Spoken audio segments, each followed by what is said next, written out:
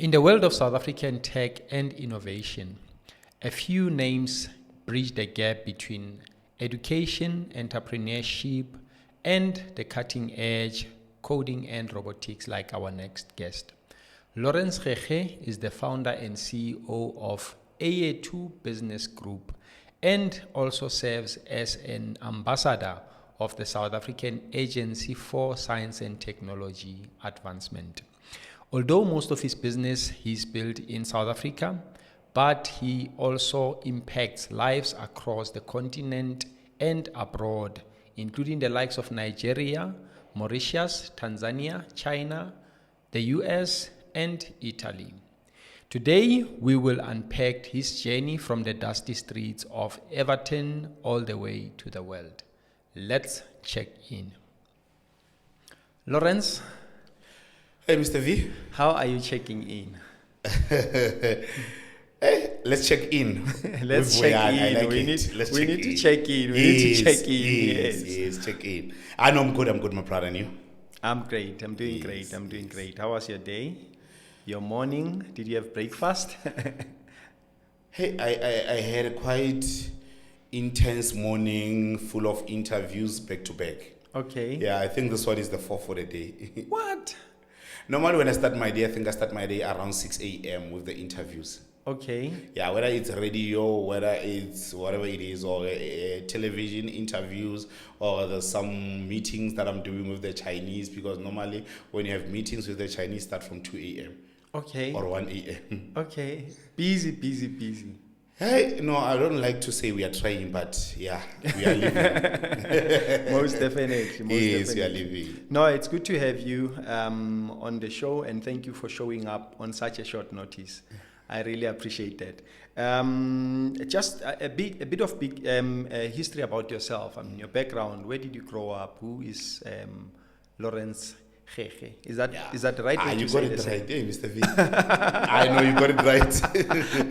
I know you got it right. So I think in a very simple way, Mr. V, when you're talking about Lawrence Khekhe, he's just, in a very simple way, I cannot say with the title, I'm just a guy from the dusty streets of Everton. Yes. I grew up in a location, I'm a self-motivated kind of a person. I'm a go-getter. I'm coming from the family of two ladies and 2 guys. So I'm the second from the last born. Okay. So I actually, ngumntana kagogo. Ke hodisitswe ke nkgono. Okay. Yeah, so hence the mentality of me being in the industry, it because of the mentality that I got from Ugogo to say you can never go hungry as long as you've got mind, you've got hands, you've got everything that you can use in order to get something in life. Most definitely. So yeah, that's Lawrence. So I think that's how I can explain before I can even get to their titles. So because I always say to people that there's always a difference between when you ask him, we'll say, who's Lawrence? You know, and we always say, Lawrence, he's an CEO. No. For now, we'll get into that title. Yeah. You see. but where were you born? Are you born and bred in the Val, or I mean, where were you born? Hey, my brother, you know this thing. I was born in Val. Okay. I was in hospital, and then we stayed called Sharkville. So I always say to people that when Sharkville is claiming me, not that much because I stayed in Sharkville until certain level, but most of my time I was around the Everton side. So Okay. I always say, yes, I've got a little bit of Sharkville, but my heart is more Evertonian side. But you allowed the Sharkville guy to claim you. Yeah, no, just a bit of it, 1% of it, I don't mind, because the Sharkville side I will end up seeing, so I'm not that kind of a person. Okay. So I'm one of those Everton mentality to say I build my own things. Okay. Yeah. How is it that you were raised by your mother? Yes, no, I have both parents, but they got divorced at an early age. Okay. But now most of my time I spent with Ogogo. Yeah. Okay. Yeah, that's my kind of a person. That In one. Sharpeville? Yeah. Or in Everton? Sharkville and Everton. Okay. Yes. All right. And school? My primary school, I was go Sharkville, and then from there I moved into Everton. So most of the time I speak primary school, I was at Letshego Primary School, and then high school I went to Makleke Secondary School. It's based in a location. And then Okay. from there, the higher institutions, that's when I started to do other things. So my Khekhe can also produce. Chief, they can produce. I remember that year when I was completing my matric, I think out of 100%, the only pass rate at that time, it was about 26%. Sure. Just think of that. Yes, like. So I was part of that 26%. Okay. So it was hectic because growing up in an environment where there's no role models, where there's full of gangsterism, Yes. so it was quite hectic because the journey was not an easy journey. It was wafa journey to say, I'm going to make it out of this journey. You do or die. It's do or die. So I think that's the other thing because we grew up in that generation where there was too much of gangsterism. There's this, there's that, and there was quite a lot. So, but anyway, we are still here and we made it. You made it. Yes. No, most definitely. And then after your matric, what did you do? After my matric, I did quite a lot, especially when it comes to the higher institutions. I remember when I actually got to enroll at TUT, but I couldn't finish the course that I enrolled for because of certain issues that I had, and then from there I opted for private sectors. I went for the private college. I was at Rosebank, and then I did I'm a tech guy, so that's when I started to get something that I love when I get to Rosebank, doing the IT on the technical support. So that's what it was me. So technology has been me from the high school. I remember when they installed this Gauteng online computer labs. Okay. But at the end, we ended up calling them Gauteng offline because government will just distribute the computers. But at the end of the day, there was no one who can utilize them. It's offline. It was a white elephant. So I was the only person at that time, and I was still at high school, to utilize those computer labs. Okay. Because the teachers, they didn't even know how to use those computer labs. So the love of technology, it came out of that. No one taught me how to use these computers. But I went to the lab, I fiddled in how to use the office, how to play the cards, and that's how I made it through the tech. That's how you became a tech guy. So that's how I became the tech guy. Okay. My brother, I will buy the computer, your Pentium one. At that time, I was still using the Pentium. Pentium one, and then I will fiddle it in, I'll open it up. So I always wanted to see what's inside. How do we do this thing? So being curious, it means even the simple ATM. I would like to feel like, what is it inside that ATM? Do we have a human being inside who's actually saying, when you need 100 rand, take your 100 rand. When you need something. So I was always curious about the tech. So at that time, tech, it was something that was about 10% in South Africa. People that were more into tech, it was the white companies or white-owned people. So it was all about this. So the love of tech, it came out of that. So hence I said, you know what, I went to TUT, but it was not working for me. Whatever that I was doing there, it was not working for me, so I dropped out. Was it tech-related or not? It was not tech-related. It's a good thing. So it was not tech-related. So hence I said, no, this thing is not for me. Okay. Yeah, and at that time, I was having problem with the finances through the school and other things. So I had to self-fund myself. Okay. Self-funding means, we would say, I made money while I was still at school. On Saturdays, I was working. Okay. Even when I was out of grade 12, I was still working on Saturdays. There were some certain things that I was doing. So that's how I became this thing that we call entrepreneurship. So the entrepreneurship mind, it came from an early age. Because that was going to be my next question. All right. Yes. Where do you now find this? So it came out of a need for survival or a need to finance, your necessities or whatever that you needed at the time. Yeah, it was a need for survival because I still remember I would make money high school and even run my own cash loan around the school. But my cash loan, it was not dealing with the students. No, I was not dealing with the students. Okay. Chief, I was dealing with the educators. What? No. Sorry guys, sorry. To all my teachers at that time. I know, sorry guys.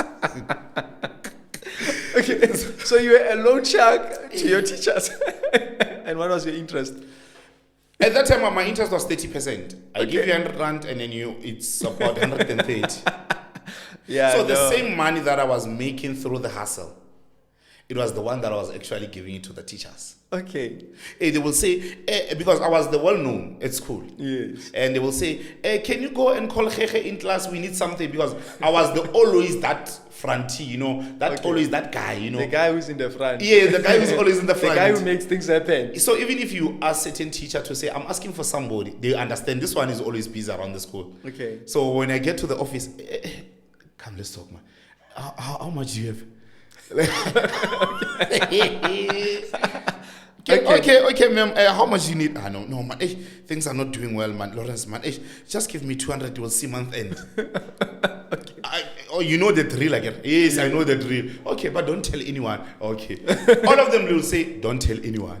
So you knew all of those. I knew. I had a list, Baba. So that's how I made it out of that. Because now, the other thing that made me to break into that thing is because I was doing quite a lot. I'll sell sweets, I'll sell anything that is sellable around school.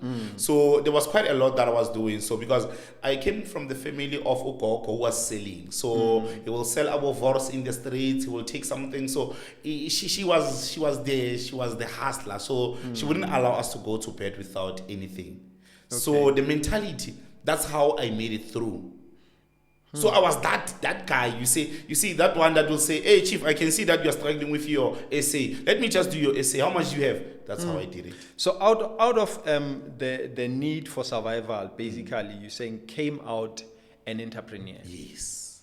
So yeah, that's an interesting one. So that's how it came about, this entrepreneurship. Because I remember when I completed my studies, the first thing first, I came back to location again.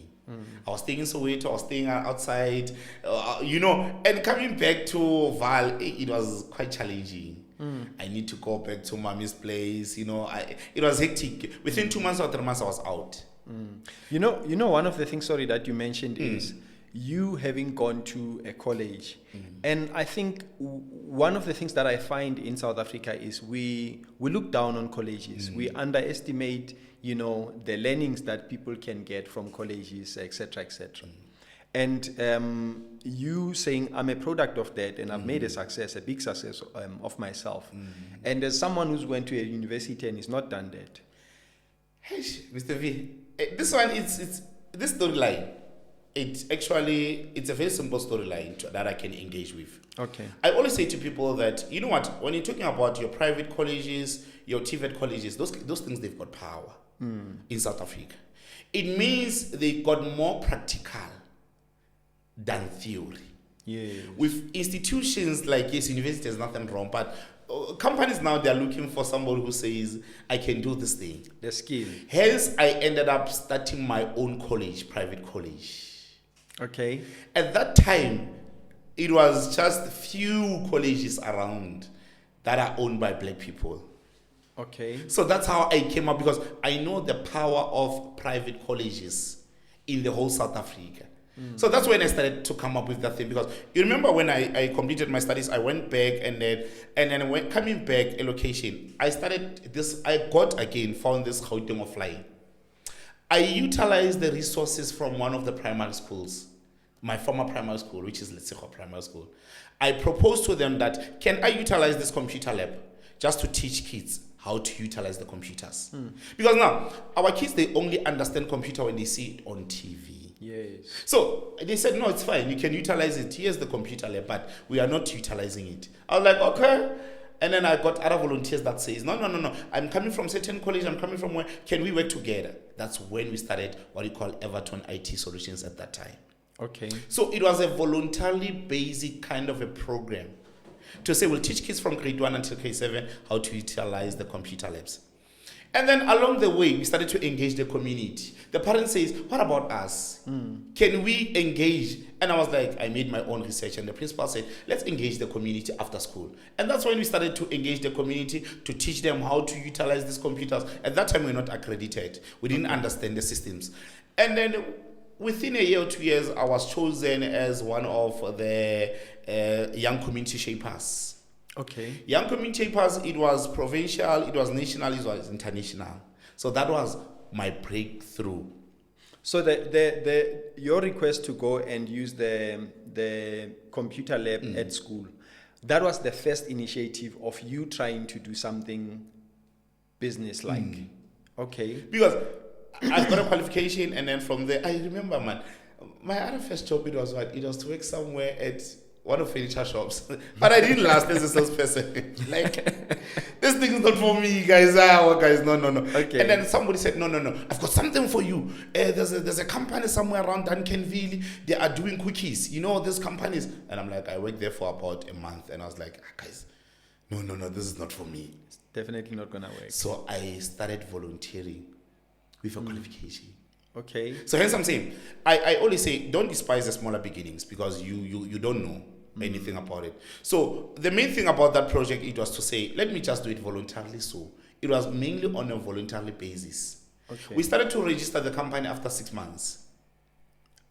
But we sat down with the partners to say, okay, guys, since when we are all volunteering, let's check who are the people that got powers. And then we got 3 people to say, let's go and register.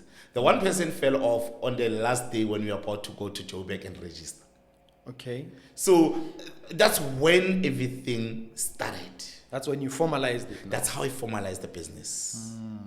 So that's when we started to engage community. We engaged the kids because the kids were not paying. So the community members, they were starting to pay 100 rand. I'll teach you a basic computer training for a month, a theory, and then practical on basic computer training for a month, and then you pay 100 rand or you only pay 150.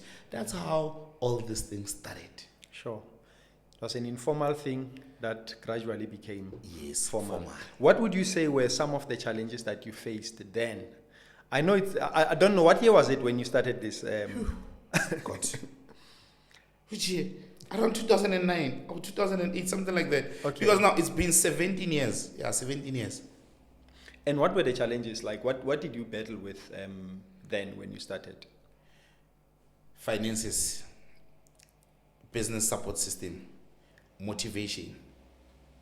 And, those are the things that are most important in business to say. We got into business without understanding this business. Hence, I always say to people that I'm a self-taught, hence I ended up along the way getting to learn and learn and learn more. Because my own philosophy was saying, anything that doesn't grow, it dies. Yes. So even a flower, you need to take care of it in order for it to grow. So that's the only thing to say. I needed to grow in this thing of business. So from step 1 to step 2, from step 2 to step 3. So that's how we went all about, and that's when we started to engage your Department of Education. Somebody from the district came and said, guys, I can see you guys are doing the best, and then can we guys have something, train the teachers? We've got 200 teachers that we need to be trained. Okay. Like the informal one was already formal.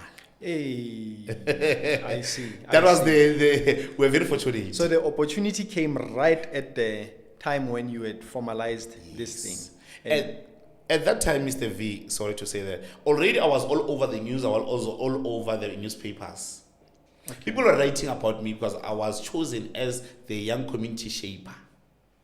Young community shaper means I was competing with other entrepreneurs or other community shapers in the whole South Africa. Okay. And we became number 3.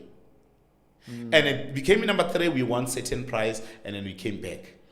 So it was, people were writing all about me and the news, we were all over. So that's when other people started to recognize, but guys, we need this thing. And you see, at that time already the company was formalized. Okay. Then you teach yourself business now. You're entering into a different world because you had the skill, but now you're having to learn, how to run this organization. Yes. And how was that, It was quite challenging, to be honest with you. Hence, I'm always to say to people, I'm not going to sugarcoat or say 6 ways to get successful in business. First one, wake up, run, eat healthy. No. I mean, I'm being realistic now. You want to be practical. Practical, Baba. We made mistakes in business, and quite a lot of mistakes. Financially. Because financially means when we started to get our first deal, it was about 200K. And one thing that we said, we made mistakes by outsourcing certain service providers, and we gave more when it comes to that. At the end of the day, we are left with about 60% of the profit that we made. And with that 60%, we said, hey, Chief, take your 30 and I take my 30, and that's it. And account was on 0-0. So you basically we start from took scratch out again. everything. You see, those are the mistakes that we do. How to manage your finances. Financial literacy is more important. Basically, according to me, in an educational system, I was supposed to say from the basic education, let the kids, when they leave matriculant, they leave the school after grade 12, they get a financial literacy. They get your life skill, yes, it's there, but they are not really intense when it comes to life skills. But mistakes that we made is through finances. Finances, the what do you call administration, the systems, because we didn't understand that. Compliance, you see, at that time, we'll do our own thing. You're going to register, you're going to pay 150. We register, take your receipt. And then, Chief, how much did you make today? We made a 1,500. Take your 750, I'm taking my 750. That's how we used to live from hand to mouth. Yeah. Hand to mouth. It was that mentality of survival. It started as a mentality of survival, and you're not really thinking, how do we grow this thing? How do you take on opportunities that are coming? Yes, and at that time, we are on the peak. After that deal, the second month, guys, we need a training for this administrators. We hit that deal. And we're doing it, both of us, because I was a professional facilitator, and then at that time an assessor now. Okay. So now he will do the class on the other side, the partner that I had, and I will do the other class on the other side. When it comes to facilitation, you know what? I don't want to give myself a pet, but I was the best, and I'm still the best. Yeah. You knew your story. When it comes to facilitation, I've always been the best. So to be honest with you, so that's how the mistakes that we did were on the peak, and we were young, and we were exposed to a lot of things at that time. We were exposed to money, and we didn't understand money. Similar goes to a player. A player cannot live here on the ground earning about 1.5, and now you're giving a month 150,000. I'm going to make mistakes. Financial literacy is important. That's one thing that I've learned about business. And the second one, as you said, formalizing your business and the compliance is important. As much as we understand, yes, compliance in South Africa, things are changing and changing. There's a SARS, there's this and there's that. So you still need to learn. So even, I think in my life, I fell 7 times. You fell? Yeah, I fell 7 times when it comes to business. Okay. What was your biggest regret? Or what was the biggest fall out of those 7? The biggest fall, I think it was more on finances. Okay. Finances. But paint a picture. I mean, like, what is that one failure that you remember? This one was catastrophic, and I will never forget. Hey, Mr. V, we're living large. You were going deeper. You were chowing the money. Chowing money, I can see, Chief. Hey, we're living. Okay. Yeah, when it's Friday, Baba, we're living like young people. Young people means at that time I was not yet married. Amantombazana, amachita, it's booze, it's all these things. So we made quite a lot of mistakes, but I always say to myself, because I read a lot. There's a book that I was reading. It says sometimes we make mistakes, sometimes we win, sometimes we lose. And it cut the lose part. It says we are learning. It's a learning curve. Yes. Because if ever you are not learning at an early age or an early stage in business, then you are not learning. So now we never got a support system to say, here are motivational speakers, go attend the seminars, here are the things. Yes, they were distance from us. Val is Val, and we are never exposed to that. And that's when I started to be a self-taught kind of a guy. I will attend the seminars, I'll read the books. That's when everything started to change. Okay. So by changing the whole scenario, that's when I started to have a foundation called Lawrence Khekhe Educational Foundation. Before we get to the foundation, yes. We will come to that one. Yes, Mr. Now you have this training, institution that is, you're training teachers. I don't know who else you're training. How do you form your other businesses? How do you transition from that business? Because I think you said it was Everton. IT Solutions.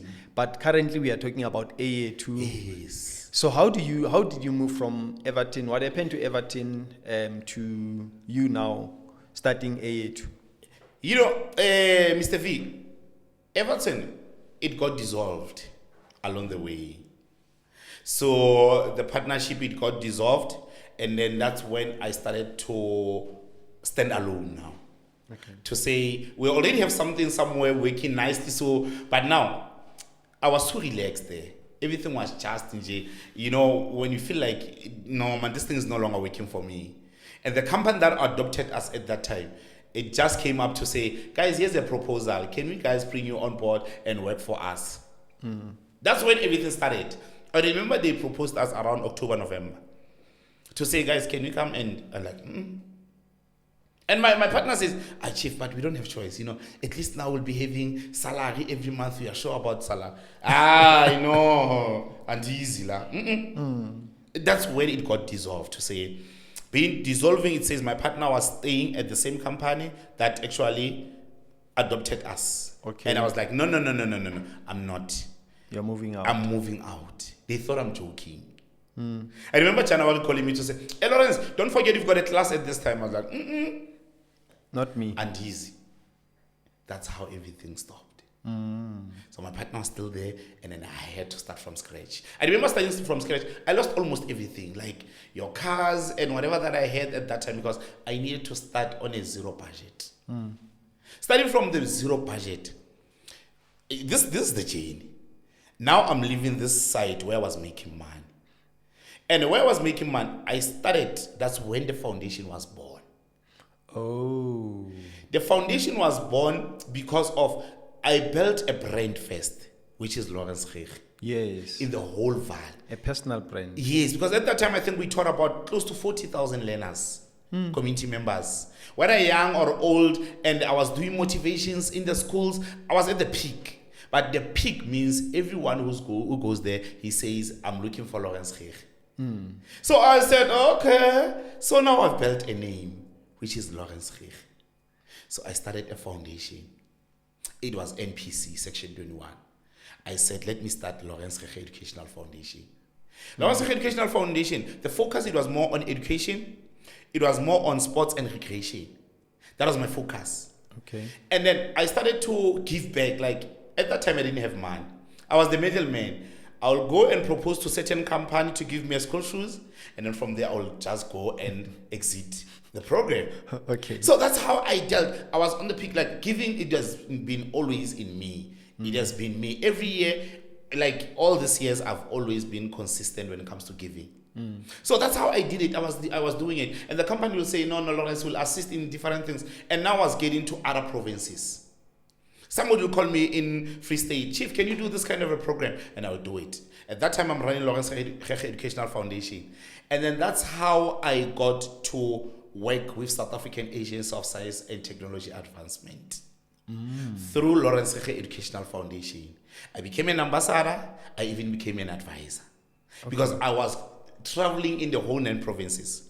So the program that we were doing with SASTA, it was what you call a role modeling campaign.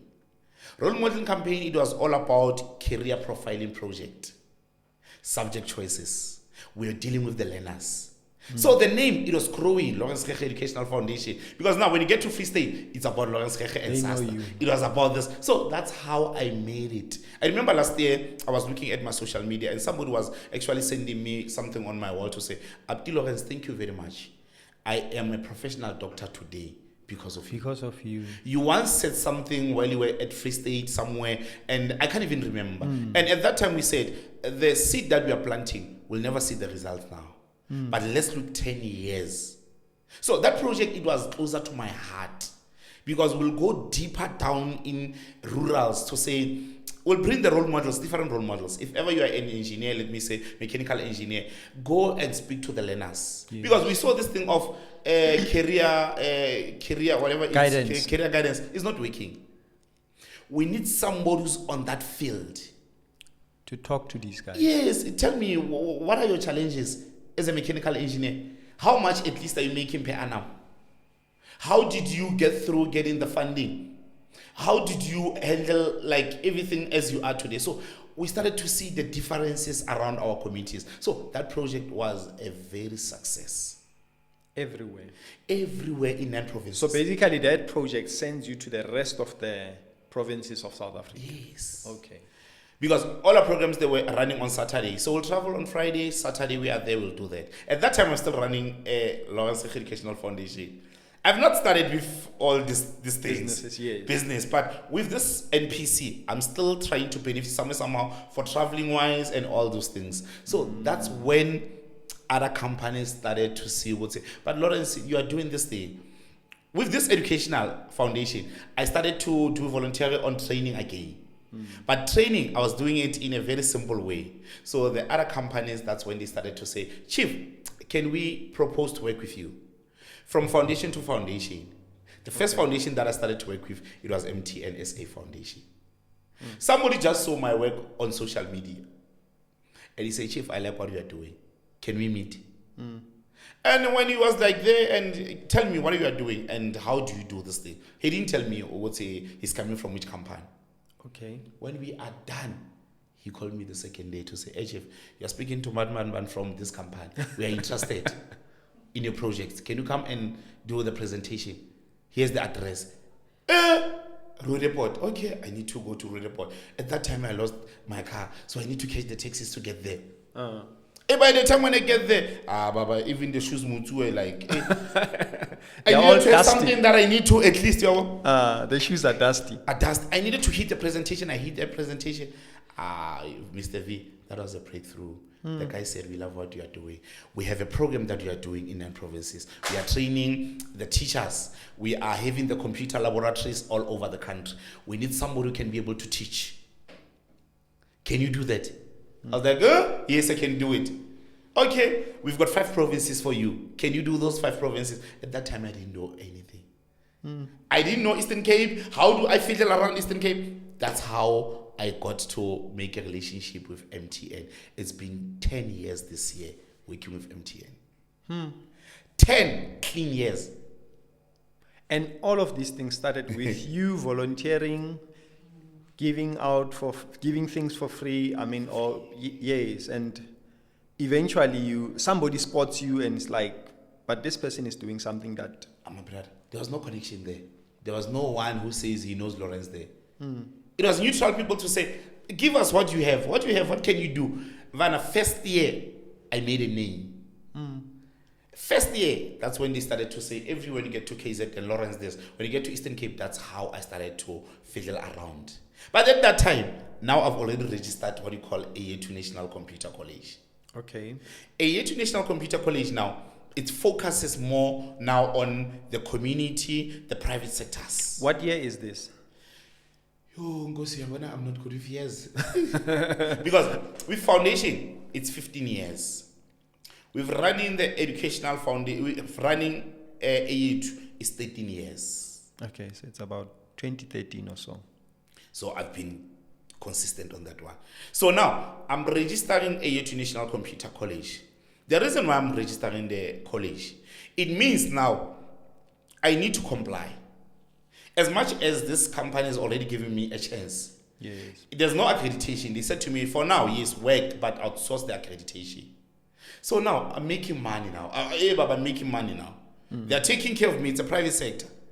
Private sector, they take care of you. Before you can even start to work, they say, here's your first range. We understand that you are SMME. You can't just go and say, they give you a start. Give me a start. You say, a handsome one. And a good one, you know. I remember my first service level agreement. It was good, man. Yeah, it was good. Okay. So that's how I started to say, you know what? I'm making money now, and I cannot repeat the same mistakes that I did with the other company. First thing first, let me deal with the compliance. I registered the EYETHU National Computer College. It got registered. It got accreditation with MICT CETA.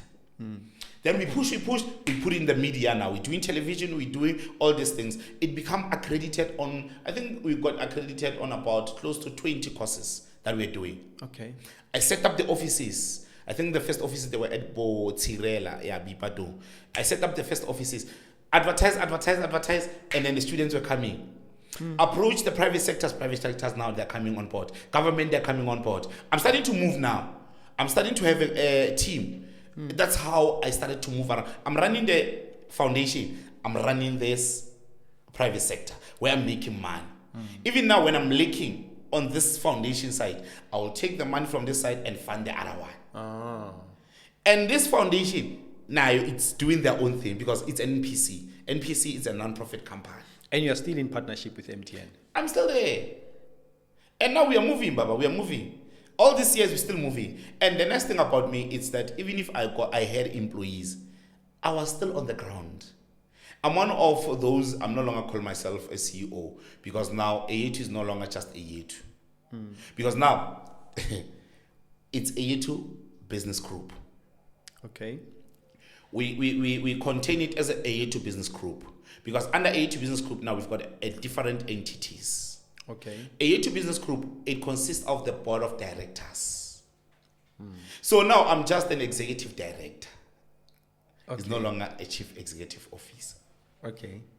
Does it make sense? Makes sense. Makes Yes, sense. I'm following. So, my brother, at that time, I'm the CEO, and people were always surprised to say, when I'm doing certain project like training in Eastern Cape or KZN, and after training, people will be asking, man, when I'm doing the introduction after the training, I'll do my own thing and be on the same level. But after, when they found out, but this guy, he's the one that is actually owning the same company. So people were surprised because I will be on the same level. Hence, I'm saying to you, if ever I have to go on the ground and get dirty, I do it. You do it. I forget about my title. This title for me, yes, it's working, but I prefer the ground level. So that's how I started to break through to say, how do you navigate around? Even if I can send somebody hopeless that, I know hopeless that in and out. You've been on the ground. I've been on the ground. Just to go back to EYETHU Business Group. Yes. How many entities do you have? Under EYETHU Business EYETHU. Group. Under EYETHU Business Group, we've got EYETHU National Computer College, which is Okay. still existing. It is close to about 60,000 students, more than 60,000 students that went through that courses. Whatever the students that are coming in, the learnerships, I take care of the learnerships, I take care of the private sectors. Anything that says training, you're saying EYETHU National Computer College. Okay. We've got what you call EYETHU Print and Marketing Agency. EYETHU Print and Marketing Agency, it's all about printing. We print and we sell the printing machines. When I'm talking about printing machines, I'm not talking about that smaller the printer internet cafe. No. I'm talking about a large format printing. Okay. Whether it's your uniform, whether it's your banners, anything that consists of the branding, we do that. We print everything that is printable except money. We don't print money. But you make money. Yeah. As a business, you are printing money. So the printing one, how did we came about the printing? It means we've got learners that are more into IT. But at the end of the day, they start smaller business. It's either your smaller printing company, your smaller something else. So we needed to support their business through that sector to say, even if you are a middleman, you can come and print with us and go and resell it. In that way, you're still making money. And then we came about to say, because we made a connection. I went to China, we made a connection with the biggest company that provides the machine, which is Loco and MyMage. What led to you going to China? How did you get the opportunity to go to China? How did I get to China? It means the relationships that you are making around South Africa. I made a relationship with other Chinese, but they were not in the same field that I wanted to get into. That's when they gave me the contact to say, these are the right level or the right route that you need to go. Already I've started the company. We started to produce, but now we don't have that much machines. So the relationship that I made with that company, it was through someone who says, go through this and then make a relationship with them. And when you got there, we were lucky enough to be the first in South Africa and SADC countries to supply those bigger machines. Okay. Like your eco-solvent machines, your embroidery machines, we supply those machines in South Africa and other SADC countries. So that is the second one. Okay. The third one, since well now it falls under this EYETHU business group, the Lawrence Khekhe Educational Foundation is still now working and still doing the projects. To celebrate the launch of Let's Check In with Vuyani, we are hosting a business partnership competition where participants can win 50% of stake in a new venture. The prize includes over 100 square meters of genuine leather worth more than 50,000 rands, an industrial swim machine, tools, and the podcast will advertise or promote the new business. All we need from you is to send us a 1 to 2 minutes video telling us why you think you are the best partner. 2, what will you do with the material to make money? 3, how much time will you commit to the venture? Now you can send your 1 to 2 minutes video to competitions@letscheckinwithvuyani.co.za or WhatsApp us at 068 2870279. Alternatively, and this is our preferred method, tag us on all our social media platforms using hashtag Let's Check In Competition. Remember, terms and conditions apply. This competition is for anyone who is 18 years and older and must be a South African. The terms can be checked on our website, www.letscheckinwithvuyani.co.za. I hope you are the next partner. Projects. So the foundation also falls under... Now it falls under the business group. The business group. Yes. So, Lawrence, tell me, how did you... One of the things that we battle with as SMMEs is scaling, you know. And now you are having a foundation, and then you form the second entity, which is now a business that makes money, a PTY Ltd, and then you form another one. How were you able to scale? You know, because as SMMEs, we battle to scale businesses. Do you have anything that you want to share, you know, about, and was it a painful process? Because I also find that I think we are going through the same process or the same stage of growing to the next level, and it's painful. That's my experience. I feel that it's painful. You know, it presses you. You're out of your comfort zone. But how were you able to run multiple organizations successfully and efficiently? Hey, a very simple question, or a very simple answer that I can give it to you. Systems. Okay. Get your systems in order. As much as you can have a team, but get your systems in order. The systems means we've got different kind of systems that we are using. Yeah. Apart from your IT system in terms of how do you run your company, you've got the systems. So the first thing that I needed to deal with, it was the systems. I had to go to school again and get certain knowledge and get certain things again. So the only thing that I mastered, it was systems. Why I'm saying system, it means even if I can be all over the country, but one thing that I know, everything's still running. The processes are standardized. The process means, when I'm saying that, let me not make it hard for everyone who's watching to say, but Lawrence, can you elaborate more on the system? Systems is very simple. I'm not talking about your IT systems. System means Monday morning, you've got a session with your team, 7 a.m. What are the plans? What are the target markets for the whole week? On Friday morning, you meet, or Friday afternoon. Have you achieved whatever that you wanted to? You have a year plan. I remember when I taught myself how to run these things, it was hectic because of the mistakes that I did in business. You have a simple year plan. Systems I'm talking about, now I'm taking bit by bit. System finances, management accounts. Who's doing your management accounts? So you see now I'm trying to capture there, and some people can start to understand what's it. Guys, how do we work around the systems? College, I've got an educational office. I've got an operational manager. I've got a principal. Then I've got facilitators. Everyone knows what's it. You don't just call Lawrence randomly so. There are systems that you need to follow. So I think the problem is one, my brother. It's we want to do several things. You open this company, this one is not working for me. Can I open the Polish one? Polish is not working. Somebody taught me, or would say, when you look at a tree and you want to actually cut this tree, you cannot cut this oak tree by just hitting it at once and go to the other area and go to the other area. He says consistency. Consistency means what? At one place, even if it can be a year, just hit at one place. Hit that place. Hit until it falls. It falls. The problem is we give up agape. Hit until right.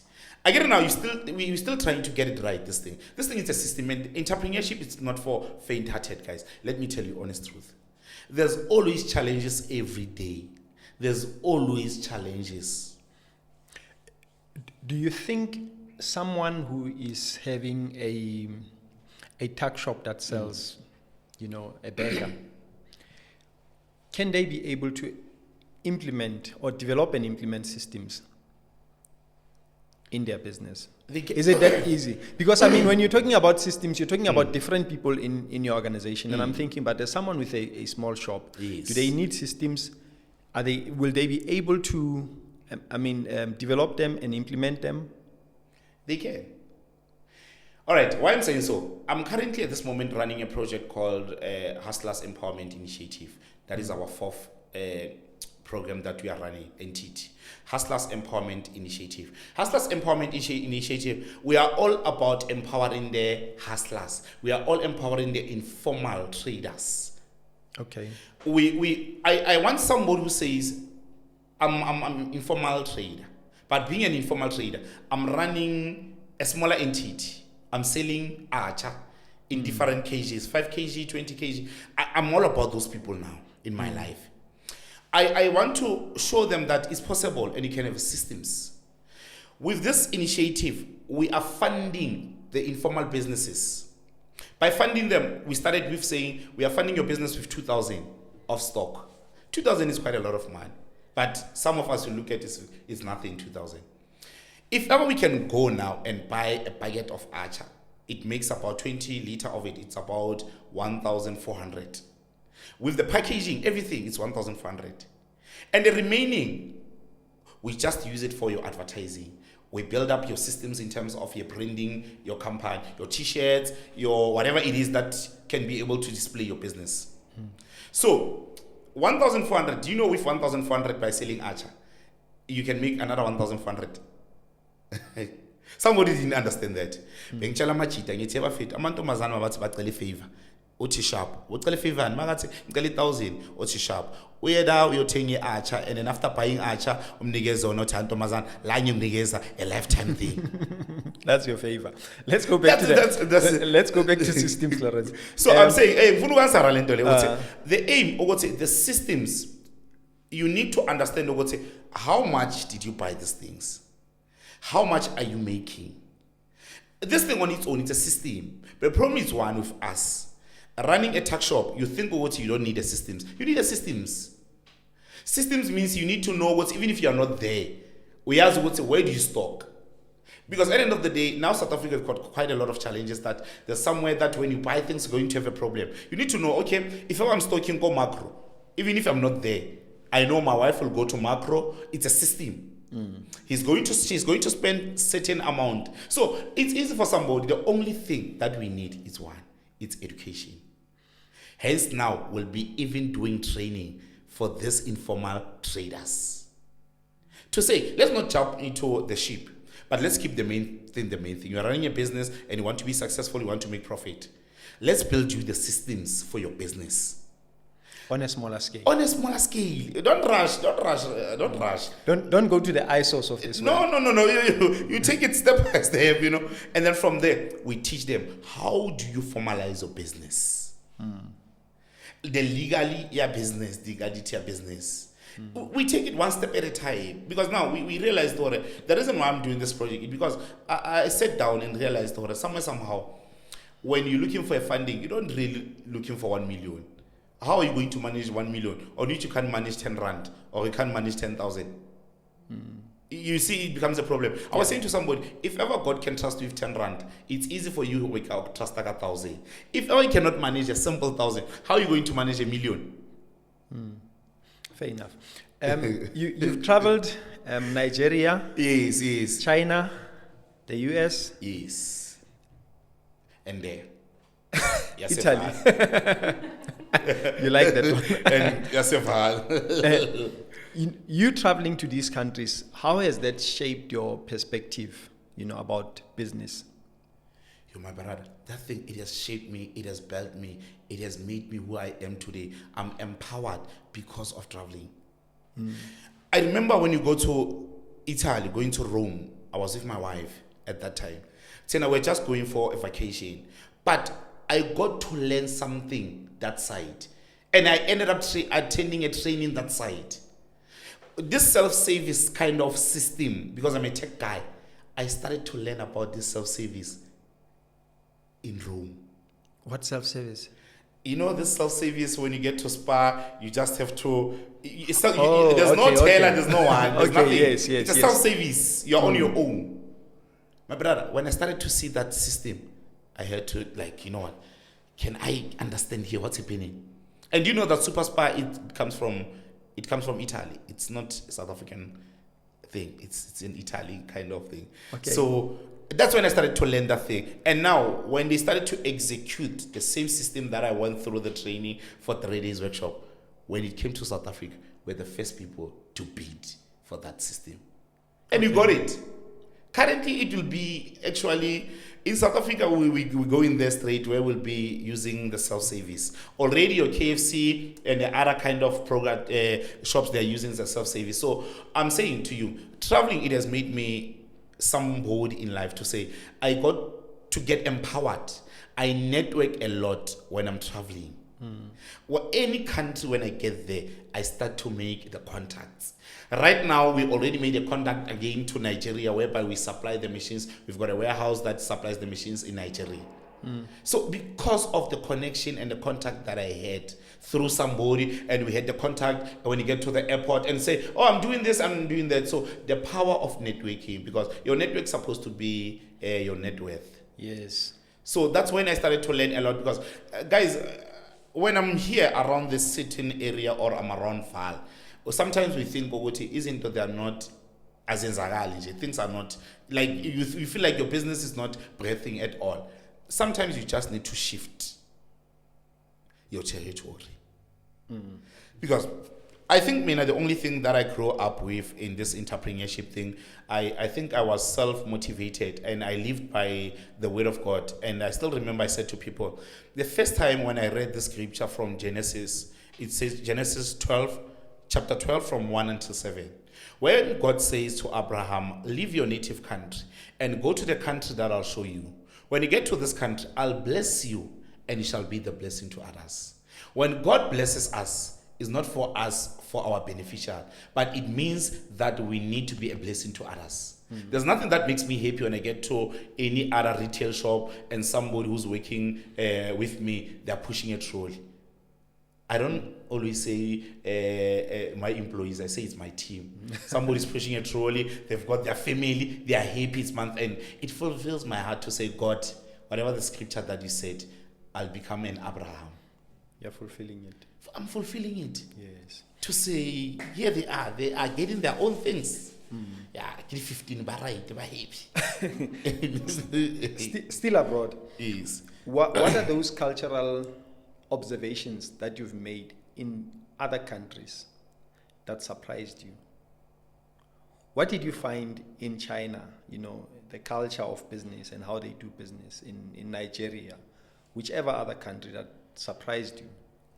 Mr. V, let me talk about Africa. Let's talk about African continents. One thing about their culture, they believe in their products. That's one thing that they master. They believe in their products. Go to Tanzania. The first and first, when you get to Tanzania, they sell their products. When you're looking for a beer, the first and first, they will give you Safari. Safari, it's their product. Yes. My brother. It's even here in South Africa. I've seen it here. You have seen it. So, one thing that I've realized to say, guys, but Tina, we don't believe in our own products. I've got a guy that comes from Rome he's always coming to South Africa. That guy booked in somewhere in Sandton. And the first thing first that he said that when he get to the Sandton, he says he's looking for a black label. And they were like, no, we don't have black label. I'm like, come on, guys. We can't. We need to believe in our own products. We need to believe in our own products. Chief, when you get to Dubai, like airport on its own, like you start to see these guys, they are owning their Dubai, they are owning it. Flights on its own, they'll tell you something different. But get to South Africa, Chief. It's mixed masala and it's like majaga tat.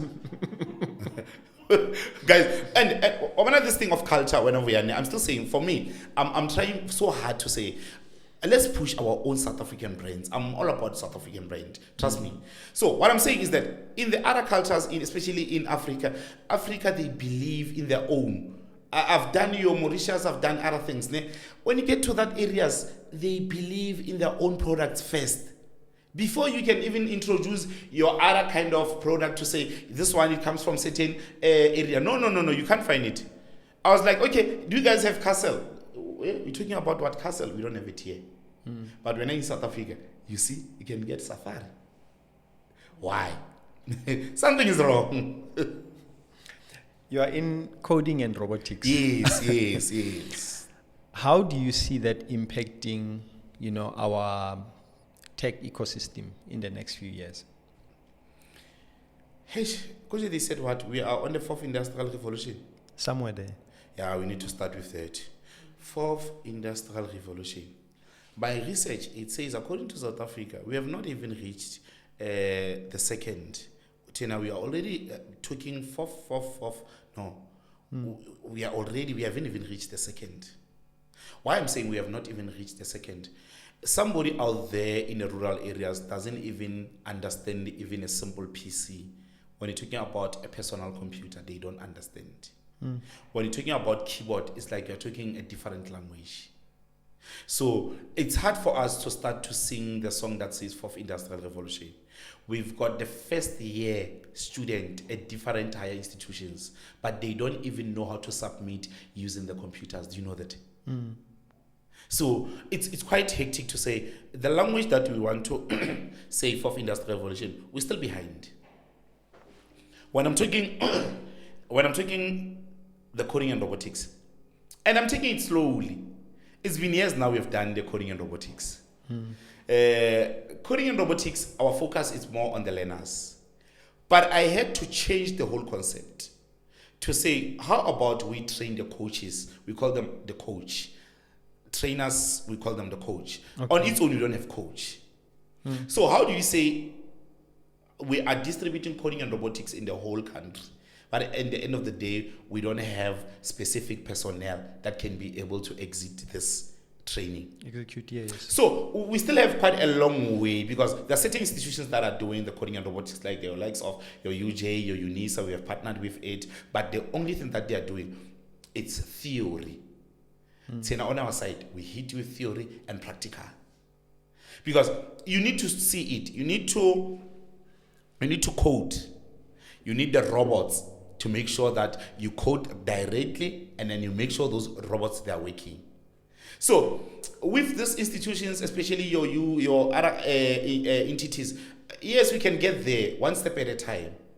Because what I'm saying, so Mr. V, is that even the schools, let's talk about the schools or learners. I think for this year only, I've got about close to 10 or 15 learners at my institutions that are doing coding and robotics. Because the first thing first, the parents on its own, they don't understand the coding and robotics. Yes. So the first thing first, we need to teach our people so that they can understand. Oh, guys, we are here on the 4th Industrial Revolution. Now we're talking your AI. No, we're talking AI. We're no longer talking about coding and robotics. Have you realized that? Yes. People now they're talking about AI. Guys, let's talk about coding and robotics. Coding and robotics. Simple thing. Do you get my point? How to code. How to work around, because the robots are expensive. Let me tell you, the robots are expensive because we're using different companies, your Lego or whatever it is. Each robot, I think we spend about 20,000 so, and we've got quite a lot of robots that we're using in different provinces. So we still have a long way. The only thing that we need tech people to become more involved. We need private sectors to invest. We need government to understand this thing. Not to go say, comrade Lawrence, tender override. Yes, we need it. But the most important thing, let's do the right thing. So we still have quite a long way to go. That's my simple answer to say we still have a long way to go. Okay, let's draw it to an end. As a person who served in the South African Agency for Science and Technology Advancement, what initiatives are there that you might want us to know about that are interesting? I think you are an ambassador now. There's quite a lot of programs that they are running, especially for the graduates. the graduates through the STEM, the STEM, it's the ongoing thing. There's quite a lot of programs that they are doing on their website, especially for their placement, the learnerships, the internships. There's quite a lot of programs that we are doing, because this year we're trying by all means to come back and revive the role modeling campaign, on which the graduates can be able to be part of that kind of a program. Because now, when you're talking about the SASTA, it works along with your NASA, and there's quite a lot of programs that they are doing. So people, they can just go to their website and check what are the opportunities that are there. But the most important thing, people, they need to be visible. One thing that I can tell you, Mr. V, is that visibility is important. Yes. As much as you're a graduate, you might be a graduate and I need you, but you're not visible enough. How do you make yourself visible? How do you offer your services? So it's quite important to young people to say, I've done film and television production, but your visibility, where are you? So visibility is important. Because sometimes opportunities, they are just here around you, but you can't see.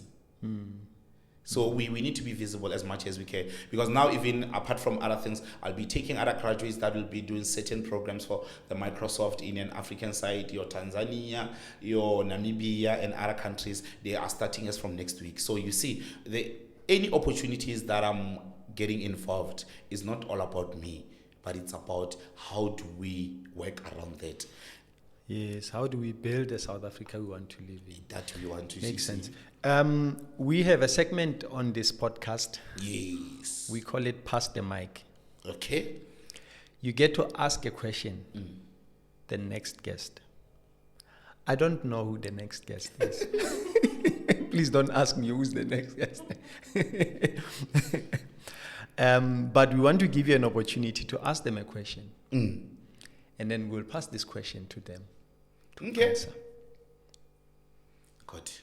What can it be? Okay, next guest, ne? What do you want to ask him or her?